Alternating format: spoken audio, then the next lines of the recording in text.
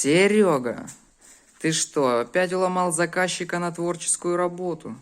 Ну а как? Работа же должна приносить удовольствие, а не чисто механические действия.